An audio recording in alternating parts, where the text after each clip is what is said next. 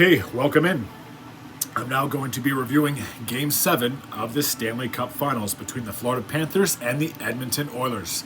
Heading into this game, Edmonton had won the previous 3 games. They were hoping to repeat history, as it has only happened one time that a team has trailed 3-0 in a Stanley Cup Final Series and went on to win the Stanley Cup itself. That would be the 1942 Toronto Maple Leafs. As for the Florida Panthers, they're hoping to be not on the wrong side of history, as they did win the first 3 games, lost games 4, 5, and 6 to set up a pivotal Game 7 back in their home arena. So Carter Verhaeghe would kick things off, getting his 11th goal of the playoffs from Rodriguez and Lundell, 4 minutes and 27 seconds of the first frame. Matthias Janmark would strike over 2 minutes after that, getting his 4th goal of the playoffs from Cody Ceci, 6 minutes and 44 seconds of the first frame. In the second period, Sam Reinhart would break the tie with 4 minutes and 49 seconds to go. For Reinhart, that would be his 10th goal of the playoffs from Verhaeghe and Dmitry Kulikov. And there was no scoring the rest of the period or the rest of the game for that matter. So 2-1 would be the final score in favor of the Panthers. They have now claimed their first Stanley Cup in team history. You can always say that third time is the charm for Florida. The first time they made the finals was back in 1996. They lost in a 4-game sweep to the Colorado Avalanche. Last year they lost to the Vegas Golden Knights in 5 games, and now here we are a year after, finally getting their first taste of Lord Stanley. So for the Florida Panthers, congratulations, being the finally claiming your first Stanley Cup. With that being said, if you're an Oilers fan, I'm sure this is a bitter pill to swallow, considering you had a hell of a run.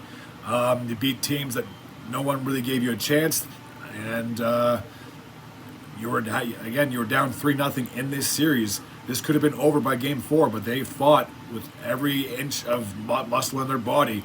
They fought to force a game number 7. So I'm sure it's, like I said, a bitter pill to swallow. I'm sure it stings. There's not a whole lot of positive you can take out of this, only the fact that they were able to finally get to the Stanley Cup Final for the first time in 18 years.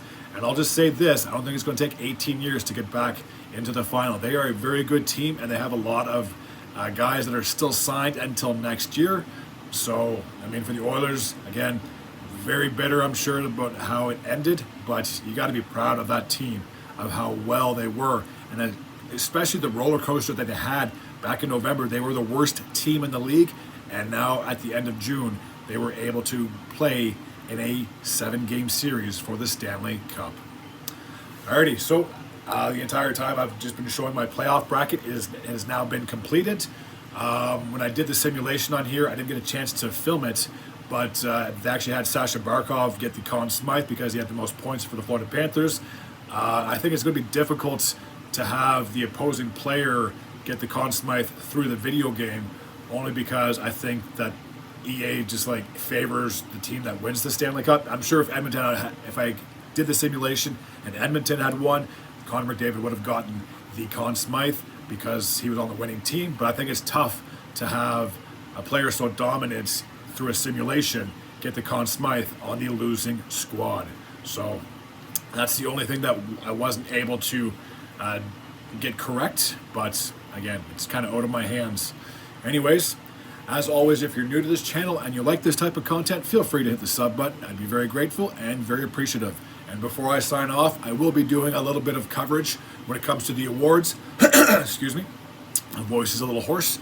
And I might even take a little gander and see about the draft as well. But I am 100% next week going to be all over the free agency market when it comes to July 1st. I cannot wait for that. Free agency to me is like Christmas. You never know what the hell is going to happen. You never know what you're going to get. So I'm very excited in about a week's time that I will be uploading some videos of teams and players of where they might go or whoever's a free agent. Alrighty, as always, take care.